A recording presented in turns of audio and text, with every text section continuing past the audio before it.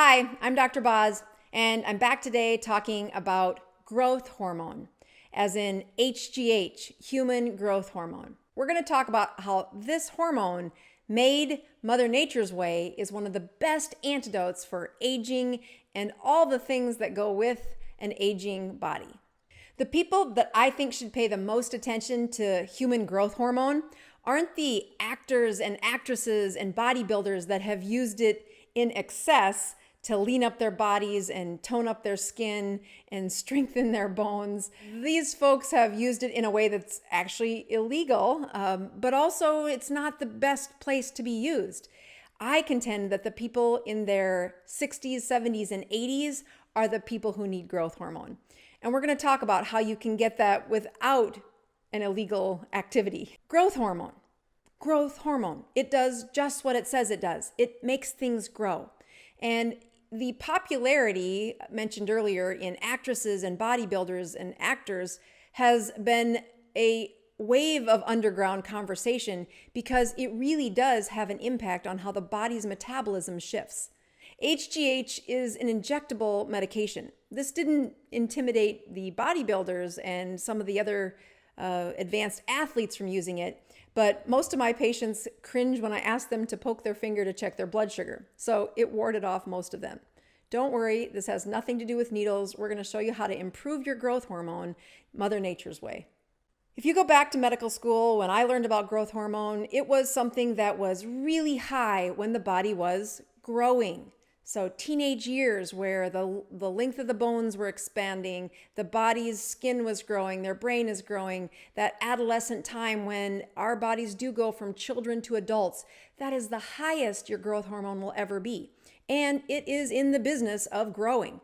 That teenager that needs to sleep all the time is because the body's demand is high. And the way your body meets that demand is in part due to growth hormone. Growth hormone has the effect on fat cells of opening up the fat cells and releasing energy that's needed to supply the body with fuel to grow.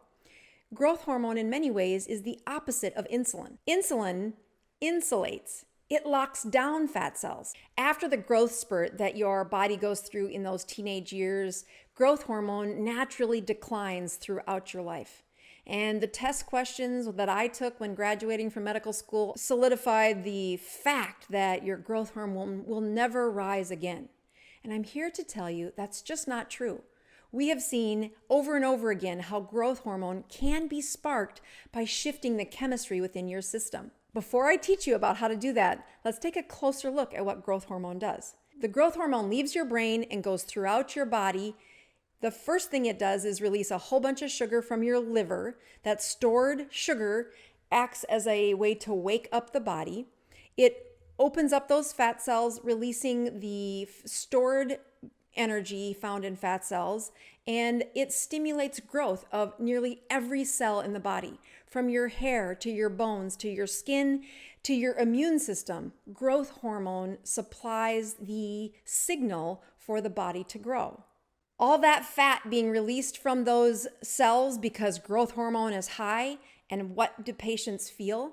They have an increased mood, their metabolism is higher, their thinking is clearer, and they have an improved sex drive. Who wouldn't want more growth hormone, right? When people have low growth hormone, whether it's from a defect from making the growth hormone or part of aging, they have symptoms of a slower thinking, they have decreased bone density, they have increased storage of all their fat cells. Their fat cells grow really quickly. Their mood is low, their muscles become very reduced, they have a lower amount of muscle mass, and overall, their stamina is less. They can't stay at life for as long. So in a word, their metabolism has just become pockets of energy instead of sustainable energy. You see those lists of benefits for having growth hormone and the symptoms of not having enough growth hormone, and it doesn't take long to see why people have gone out and figured out ways to shoot up on growth hormone. But hold on, don't do that. There are some gnarly effects that happen to the adult body when you stimulate growth hormone inappropriately. There are some really smart doctors called endocrinologists who study hormones and how they work in our body. And for dozens of years, we've looked at how can we dose growth hormone properly to give the effect that the body does naturally. And I'll tell you, it's very difficult to get it right. First of all, it's difficult to measure. You inject growth hormone into the body and ask any advanced athlete trying to outsmart the doping police, and they know that growth hormone doesn't last very long. They can inject it and the doping police can't measure it a week later. Having said that, overuse of growth hormone, because of its difficulty to measure, is very easy to do. And the symptoms that show up when you add too much growth hormone to an adult is they kind of act like a teenager. They get a whole bunch of pimples. All right, that's not so bad. Their mood becomes really hostile, like Dr. Jekyll, Mr. Hyde kind of flip. They have impulsive behavior. And because growth hormone is trying to stimulate the growth of your bones, but as an adult, those bones are fused, they end up with this kind of gnarly Neanderthal look to their face with an advanced jaw and an advanced forehead. If you are concerned about how lean and wonderful your body looks, so much that you're injecting growth hormone and suddenly you have an overgrown forehead and a jutting jaw, you might have missed the mark. Other things that go wrong are when men stimulate their growth hormone too much, they turn their boy breasts into milk-producing girl breasts. That's not an urban myth. That's actually true. You can read about urban myths about what it does to your genitals. I'll simplify it and tell you the truth is it does decrease the size of their testes. Again, those are hormonally based responses that the body is programmed to do when you overstimulate growth hormone. So hopefully that's enough of a deterrent that you don't want to go shoot up with growth hormone. Set aside the fact that it's illegal and it's really expensive. I have a much better way that is the perfect dosing of how to get this growth hormone higher in your body no matter what your age. And the word is fasting. Don't run away. That's not a terrible word. Fasting. Yes, I mean the part where you don't have any food.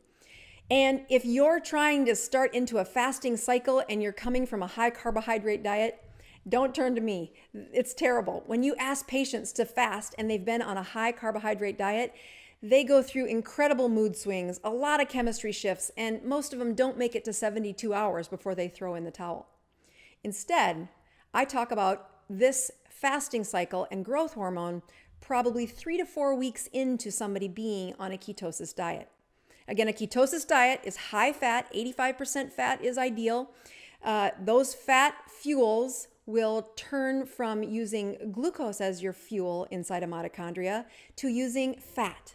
And that turns up the energy cycle, increases their metabolism, and it dramatically decreases their hunger.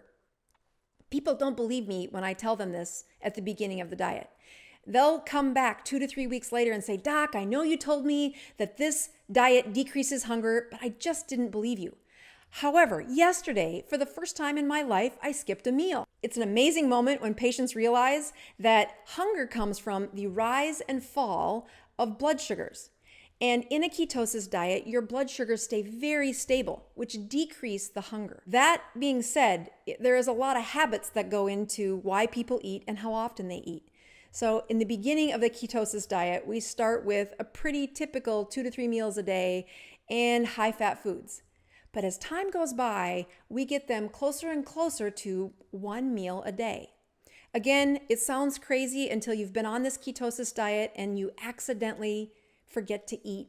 But they get into that 3rd week or 4th week, and they really want either more weight loss or they want to take their energy level to the next level. And that's when I bring up how much growth hormone has to do with this, how well it can be a boost to their production and their mental function, but also how important it is to stimulate it as you age. Once they get into the 3rd week of ketosis, I ask them to have 1 meal a day. But the key to that 1 meal is that they eat until they feel full. This is really important. In our culture of high carbs, low fat diet, eating until you feel full is not recommended. Portion size is a huge part of that low fat, high carbohydrate diet. But in a high fat diet, there are several things to your advantage about eating until you get full. First of all, the hormone shift that happens when you feel completely full can carry patients for 24, even 48 hours of sustainable, non-hungry chemistry. It is important that you stimulate that and that you eat enough to feel full when going to the 1 meal per day. It's in this setting that I teach patients what it feels like to feel full. Many times they haven't felt that feeling. They're like, what does that feel like? And indeed, it's been so long since their tummy was filled with high fat and low carbs, and that the signal for these hormones was pushed throughout their system that they really don't know what it feels like to be full. In that setting, I tell them, go eat a stick of butter for breakfast tomorrow morning. It sounds terrible because they've been told that, a stick of butter will give you a heart attack. Do you mean margarine? No, I mean real butter. When you look at eating something really high fat and all you eat is fat, it's an amazing teachable moment to that part where you get like 3/4 of the way through the stick of butter, and like the look of another bite of butter just gives them nausea. And I'm like, that's the feeling of true satiety. And you can't get there with a high carbohydrate diet. It has to be a high fat diet in the absence of excessive carbs. A stick of butter is the perfect teachable tool. Once they realize what the signal is to feel full, I tell them, that's what we're looking for when you eat. I want you eating to satiety, to a fullness that you really can hardly look at another bite of food because you're so full. And then I want you to go until you feel hunger again.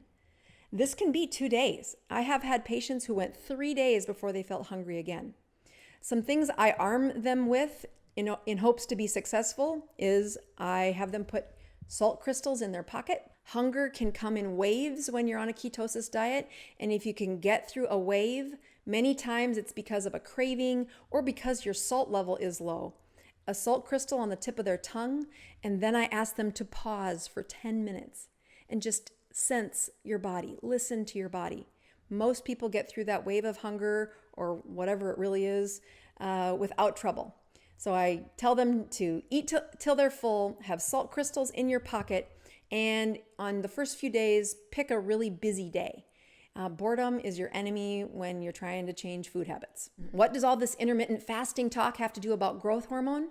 The longer you go in between those meals, the more we can see the stimulation of your growth hormone. And this indeed happens at any age. As you watch the growth hormone naturally decline throughout your life, and your skin gets thinner, and your hair gets thinner, and your bones get thinner, and your cells filled with fat get fatter, and you want to reduce that, growth hormone is the answer. But I would contend that using the injection overshoots the mark and has far too many consequences. The longer you go in between meals, that growth hormone gets stimulated more and more.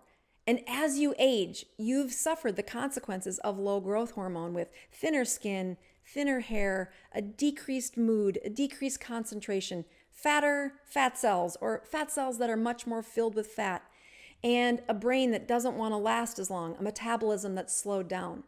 And the textbooks have told you, hey, you can't increase growth hormone after a certain age. That isn't true. But the way you do spark it isn't a trickle of calories. It's 0 calories, called fasting. Intermittent fasting sparks the body's use of stored fat, and the way you open up those fat cells is through growth hormone. Growth hormone can be awakened. And in my patients on a ketogenic diet, I really push them to do the 1 meal per day for 90 days. What happens during that time is an awakening of how your pituitary gland, that gland in your brain, makes growth hormone and the effect it has on your body. Di BINARAGA.NET, kami selalu percaya bahwa setiap orang pasti bisa memiliki tubuh yang ideal dan sehat. Dengan subscribe, like, dan share video ini, Anda turut membantu membangun Indonesia sehat dan kuat. Salam jelas fitness, saya JP.